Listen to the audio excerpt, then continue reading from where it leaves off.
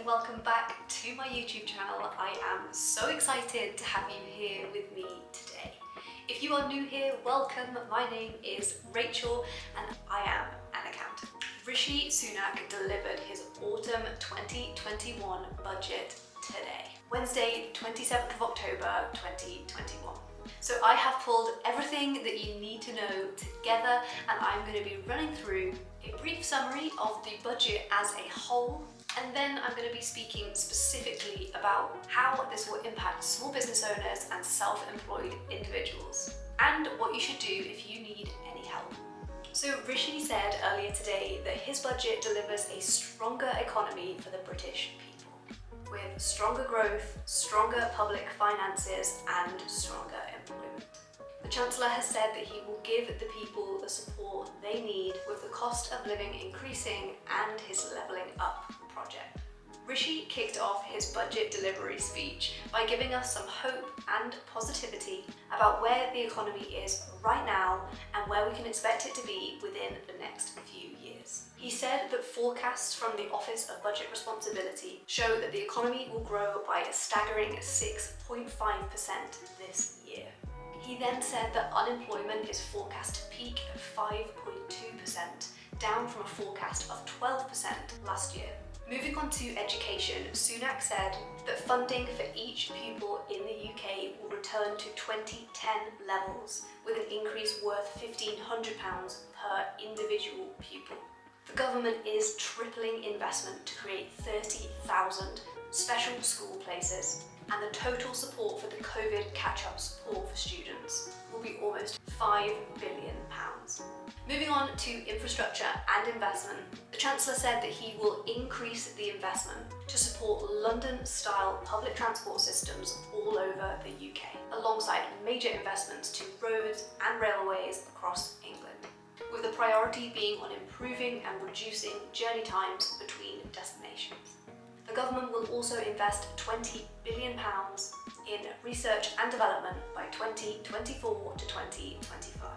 Sunak said today that this stands as a record investment to secure the UK's future as a global science superpower. Sunak also announced that he will limit tax relief for businesses' research and development so that their spending only qualifies when they are spending the money on UK domestic activities. Next up, I'm going to talk about employment and skills. Rishi today said that we will see an increase in government spending on skills and training by £3.8 billion, which is an increase of 42%. He confirmed that the government will launch a UK-wide project, which is a numeracy service, and it is going to be called Multiply, which I kind of thought sounded like Ed Sheeran's next album, but here we go. It's called Multiply, and it is an incredible new service to help educate and provide numeracy skills to many adults within the UK. He said today that the programme will help over 500,000 adults improve their numeracy, which is incredible. Next up, we've got pubs and alcohol duty, and this was a really big part of today's budget, which I'm not too sure anybody was expecting it to be this in-depth, but let's kick things off. And I'm just going to tell you about the fact that Sunak announced radical changes for alcohol duties within the UK. And this has literally been the biggest change to alcohol duty in 140 years.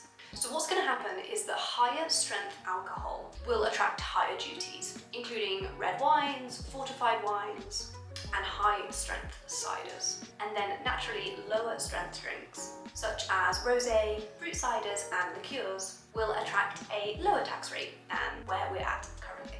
Pubs and bars will also benefit from what's called a draft relief, which is going to be cutting duty on beers and ciders sold in pubs, and this is the biggest cut we've seen since 1923. This means that the cost of a pint in bars and pubs will reduce by 3p.